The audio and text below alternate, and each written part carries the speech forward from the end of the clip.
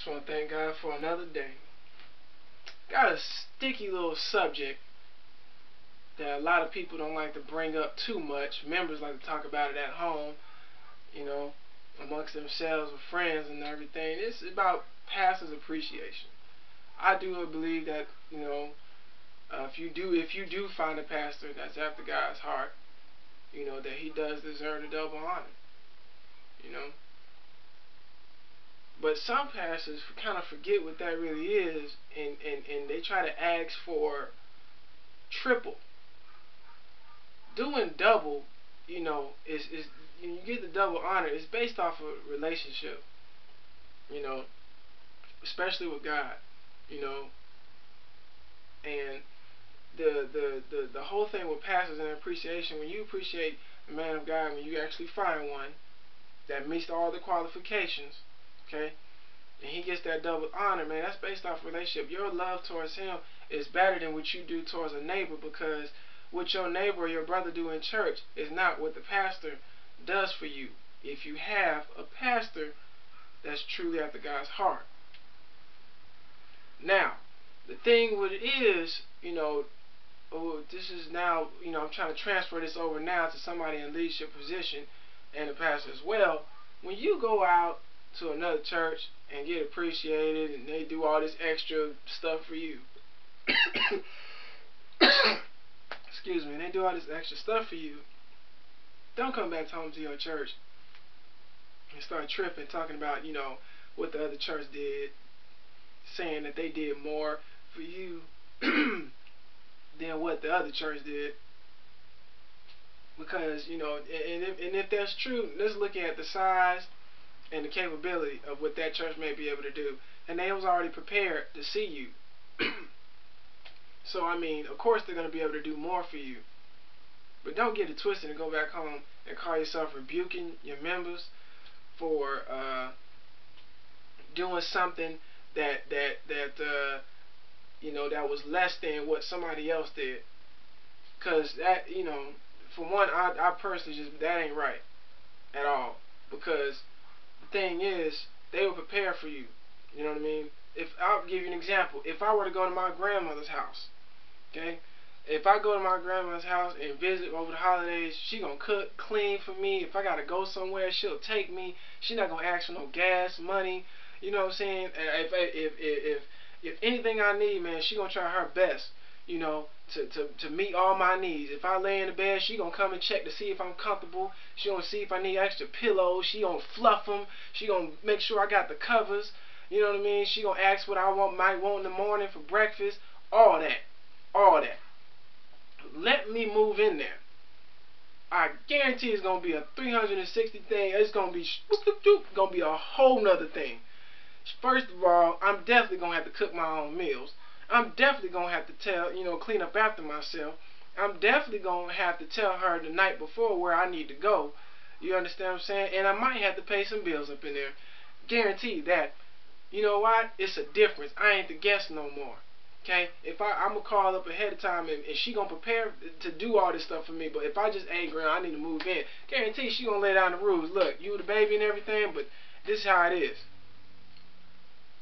Okay? This is how it is. We gotta have an understanding now. It's different.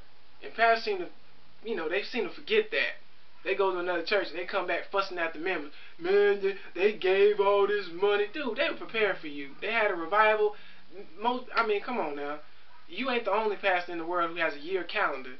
Okay? They put you on the spot, had you already planned for a guest speaker, had you, and maybe it wasn't even you. They had a slot prepared for a guest speaker. They saved up the money, put that money aside, said whoever fill it, this is what we gonna give them, this is what we gonna put them, this is what we gonna do. Come on, dude. I done been there as a musician. Pastor come up to me, say, hey, I got a revival going on. And my musicians and my drummers out of town, whatever. If you can muster up somebody, tell the musician he gonna get like, $150 a night. Tell the drummer he gonna get the same or $100 a night if they just show up. All night, stay through the preaching, the whole nine. Fine. That don't mean I go back to my church and say, man, they gave me $100 a night. They gave me $100 a night. Y'all need to pay me. Come on, man. You wouldn't take it. You'll tell me, you don't need to receive that. You don't need to, that's just you. You got all these scriptures that come popping out your head about, I don't need that, and I don't need to accept that, and da da da da, and I probably should have gave the money back or something like that. Whatever, because you ain't gonna give it back. I know pastors, they don't even leave their church for $500, for less than $500. They ain't gonna leave the city limits for less than 1,000. They do all this exhorting of each other, but I'm telling you, it's business. And I know it's business, man. Everybody knows it's business, man. Everybody know. I mean, you put yourself in a real sticky situation as a leader, especially if you evangelist. You go out and go evangelize somewhere else, and then you come back, and they rode out the red carpet for me. I went evangelizing, and they were people falling out everywhere, and they were just praying, and they don't even let me preach in the church. Maybe because they don't know no better, okay? You know what I'm saying? Maybe at your home church, they already know about you. You probably messy, you lie, or whatever, and they can't receive you because of your image. That's the first thing you need to understand. If you're not accepted at home, look at yourself real good in the mirror. Honestly. Honestly. The way you rudely talk to people, how you overlook some stuff, you know what I'm saying? You don't appreciate people that help you get to where you at. And then when you go somewhere, you want somebody, they roll up the red carpet. That's only because they don't know you. You know what I'm saying? But it's a major thing when people can't respect you and they know you. You'll get double that when you meet somebody that don't know you. You know what I'm saying? That's just the way it works. But when you go home and treat the members, your brothers and your sisters like dirt, you know what I mean? You talk to them any kind of way, and then whatever, who can you expect? And if you a pastor, dude, you ask them to be a part of your church.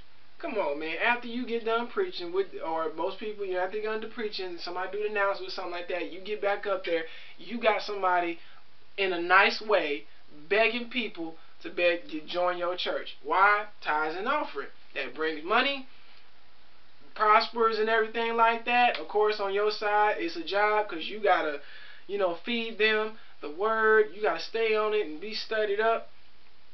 Hey, you know what I'm saying?